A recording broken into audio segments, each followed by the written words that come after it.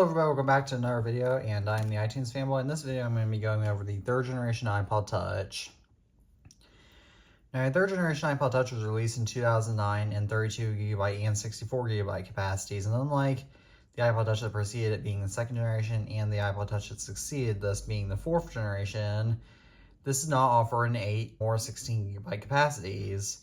However, a lot of people think that they had third generations because Apple still sold the 8GB iPod Touch second generation, but with a different housing and increased security. Therefore, a lot of people think that they have third generations, but in reality, they have second generations. However, the real third generation, whilst it's not exactly an uncommon iPod Touch, is a little more scarce because at that point, because this started at, I believe, around $300. I'll put the price tag up here to show proof, but this iPod Touch costs almost as much as an iPhone 3GS, so a lot of people just either got the second generation iPod Touch or they just got the competing iPhone 3GS, or depending on when this was current, the competing iPhone 4, which would have obviously been the more logical choice. However, third generation iPod Touch has still brought many significant upgrades. And This is Editing Teddy here, and I just wanted to let you know that I forgot to actually mention the new feature that this iPod Touch got. The primary new feature I got was the support of Apple's older voice control assistant with an external microphone because iPod Touch third generation does not include a microphone. However, most of its improvements were primarily performance-based. the fastest iOS device ever with a Samsung processor in it. Yes, Samsung made processors for iOS devices before Apple switched to the A4 CPU.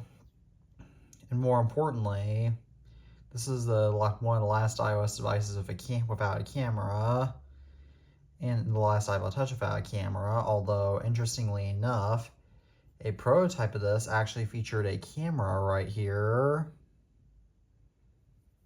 And without further ado, let's go ahead and take a look at the design of this iPod. So this iPod shows a very similar design to the iPod Touch second generation. So if we start off here, you obviously get your screen, and then you just get a home button right here. And then if you look on the top, obviously you get your power button, and then right here you get your Wi-Fi antenna, which is visible on all iPod Touches.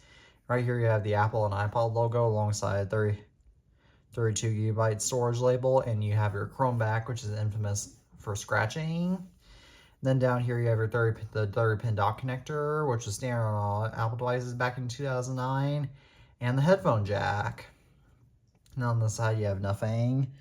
This iPod Touch still feels really thin. It has a really nice design. It's honestly quite compact even today.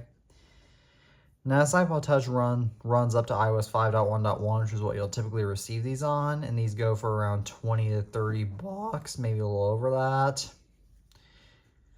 But these iPods can be downgraded easily to iOS 4.1, and they can also be downgraded apparently to 4.0, all the way down to 4.0 with a special tool called Legacy iOS Kit. Although I have not tried that downgrade out yet. I know that the downgrade to iOS 4.1 works, and I have a tutorial on it. But I used to have an iPod Touch third generation running iOS. Well, I still technically have it. It's an iPod Touch third generation running iPhone OS 3. However, that one, unfortunately, the logic board died on it, and even restoring it to iOS 5 didn't fix it, so that device is unfortunately a lost cause. Now, you can't obviously do much of this iPod in 2024, but it's still a cool iPod nonetheless. And so, did any of you guys own an iPod Touch third generation back in the day? Please comment that down below. As always, I'm the iTunes fanboy. Thank you all for watching this video, and as always, peace out.